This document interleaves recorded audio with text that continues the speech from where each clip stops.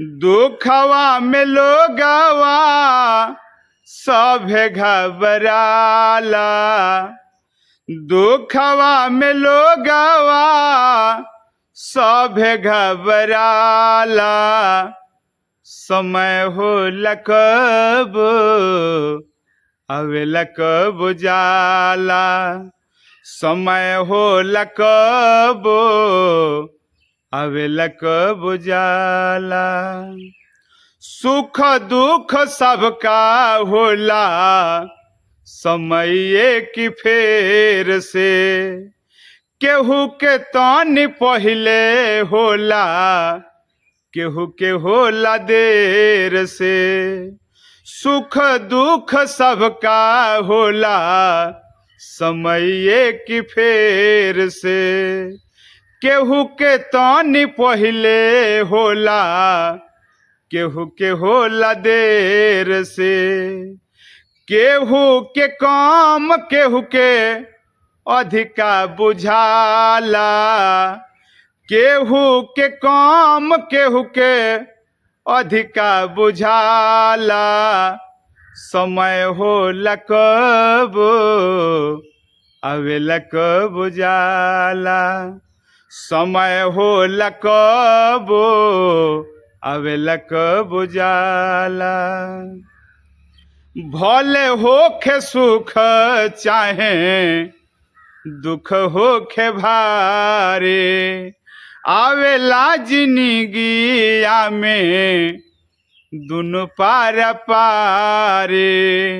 भले होखे सुख चाहे दुख होखे भारे। आवेला जिंदगिया में दुनु पार पारे।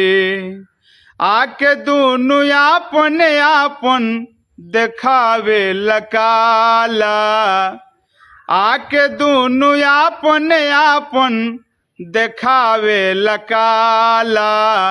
समय होला कब आवेला कब जाला। समय होला कब आवेला कब जाला। सुख चाहे दुख होखे हरदम न रहेला। दोनों सिखावे सबके सीखे खातिर कहेला। सुख चाहे दुख होखे हरदम न रहेला। दोनों सिखावे सबके सीखे खातिर कहेला। सचिदा के आपन बाटे दुख में चिन्हाला। सचिदा के आपन बाटे दुख में चिन्हाला। समय होला कब आवेला कब जाला। समय होला कब आवेला कब जाला। दुखवा में लोगवा सभे घबराला। दुखवा में लोगवा सभे घबराला। समय होला कब आवेला कब जाला। समय होला कब आवेला कब जाला। समय होला कब आवेला कब जाला। नमस्कार।